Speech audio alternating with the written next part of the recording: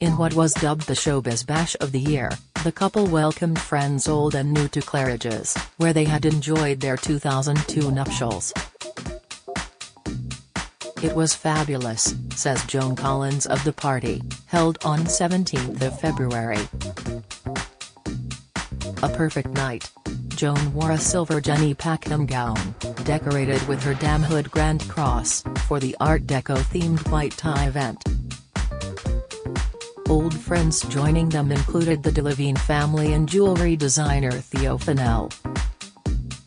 Other pals, such as Elizabeth Hurley and son Damien, Simon Cowell and partner Lauren Silverman, and Duran Duran singer Simon Le Bon and wife Yasmin, mingled with the likes of the Duchess of York and Jones Dynasty co-stars Emma Sams and Stephanie Beacham.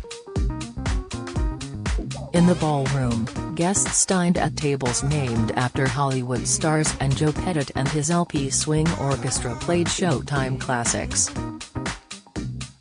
The speeches were led by good friend Christopher Biggins, who had a crowd in hysterics as he joked about Joan's turn on ITV's The Masked Singer, noting she was beautiful, sexy, and bewildered. The audience then swooned as Percy described Joan as, "my angel who came from heaven."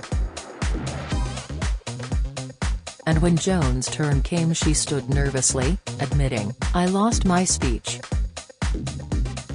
I can't be funny like you guys." But she had the room in stitches as she shrugged, "Well, he's still here." Joan added, "We've not spent a day apart in 22 years. I call him Perfect Percy, which he hates, and sometimes Big Dog, which he loves." The night ended with a DJ set featuring Macarena and Duran Duran's classic Rio. Joan, who had been married 4 times previously, shares children Tara and Alexander with her second husband, Anthony Newley, and Katie with her third, Ron Cass. Percy was married once before. Here, they talk about their party highlights and keeping romance alive. "Hi, both, and congratulations on 20 years of marriage. Did you enjoy the evening?" Joan, "Oh, it was spectacular, just perfect. It was loads of fun. It was incredibly elegant, stylish, smart, full of fun, friends, joy, happiness, kindness, empathy, good food, good wine and good dancing."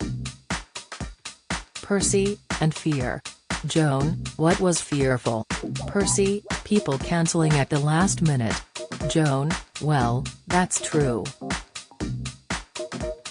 I won't name names, but I was changing placements at the last minute. How frustrating." Joan, "Well, quite.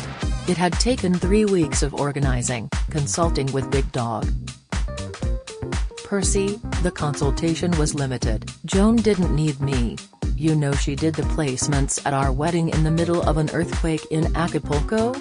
So the writing was shaky, but not even a 5.9 quake would stop her making it wonderful." "So, you organized the night yourself, Joan?"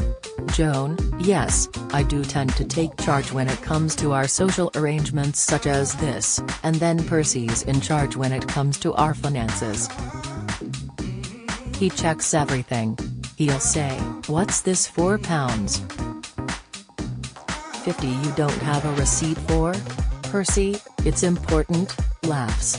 Joan, 'I am a good organizer.' And at the party, I wanted to sit people with others they knew, but also with people they would find interesting. Everyone said they had a best table." What was it like to see some of the guests you had at your wedding 20 years ago? Joan, "It was fabulous.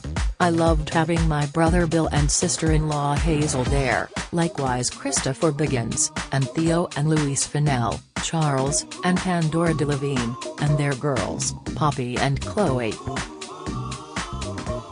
And Theo's daughter Emerald, who's since won an Oscar. They were all at the wedding as little girls. I remember they danced to Macarena. Percy, so I asked the DJ to play Macarena again this time. Joan, I was very busy on the dance floor. How do you decide on a guest list for something like this? Percy, you take the original list, then you add everyone you've met since, and take away the people who have died. Joan, mind you, in the 2 weeks before the party we kept bumping into people we hadn't invited. We were kicking ourselves. Percy, it's because Joan has so many friends. Joan, well, I've been around. You had Stephanie and Emma there, a dynasty reunion. Joan, yes, it was wonderful. We see them a lot, we keep in touch. What are your memories of Dynasty? Joan, it was a great experience.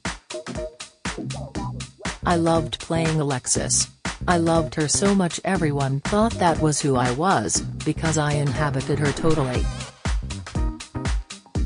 When I put those clothes on and spoke the dialogue, I was no longer Joan, I was Alexis. That's what I've been tarred with ever since, in a way. Percy, unfairly. Because Joan is the most generous, open-hearted, non-manipulative woman in the world. Joan, oh, I'm blushing now. Your speeches were lovely. Did you have a favorite moment?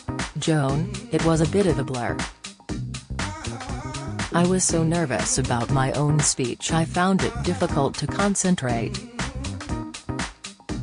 Percy, and you went last as well, which is the hardest thing to do.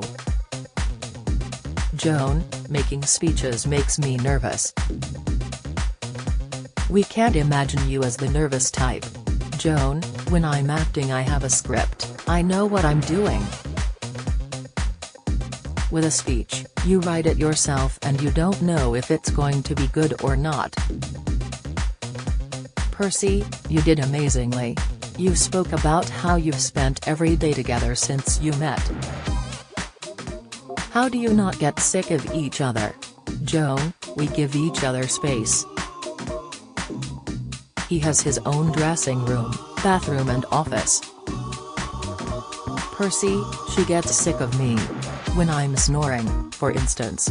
I'll be told, darling, it's 5 a.m., you're snoring. Joan does nothing wrong. I never get irritated by anything she does. Joan, yes, you do. Sometimes, when I want you to do up my necklaces, you get annoyed.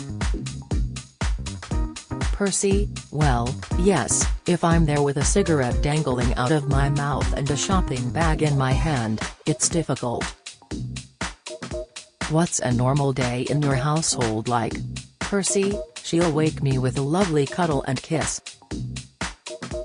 Joan, then he'll go off into another room to read his papers and smoke many cigarettes.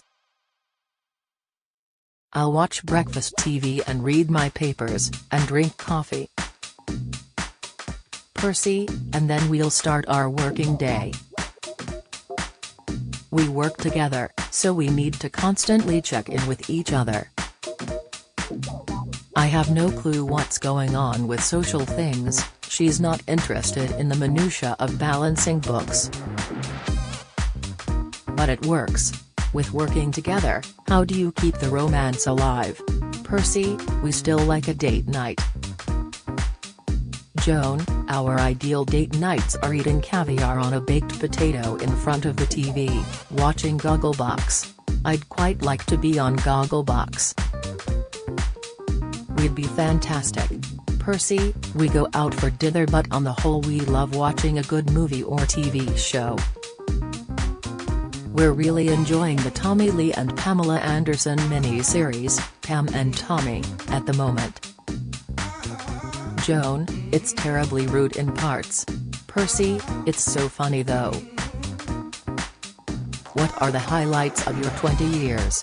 Joan, we've done a lot of wonderful things. Percy, that's the wonderful thing about Joan. There's always something to look forward to with her. She packs life with fun. Joan, well, life is a banquet. Eat life, or life will eat you. In terms of favorite memories, our 7th wedding anniversary, at Hotel Bel Air in LA, was a fantastic night. Percy, 20 years ago you said you were hurt by the press labeling you a gold digger due to your age gap and Joan's star status. How do you look back at that now? Percy, I was very hurt. Nobody knew what I was like.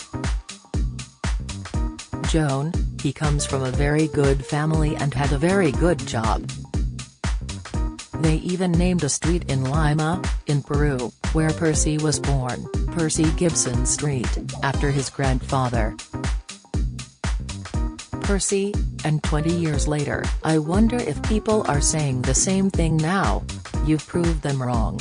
Percy, the only thing that proves people wrong is time. Joan, there aren't many working actresses who've been married 20 years. Percy, so many couples who were together around the same time as us have broken up. Joan, practically everyone. I think it's easier to stay married if you're not a Hollywood actor. Percy, but both of us took marriage seriously from the beginning. Joan, well, I did practice a fair bit first. Finally, what's the secret to your happy marriage? Joan, separate bathrooms. Percy, and just having someone to laugh with every day.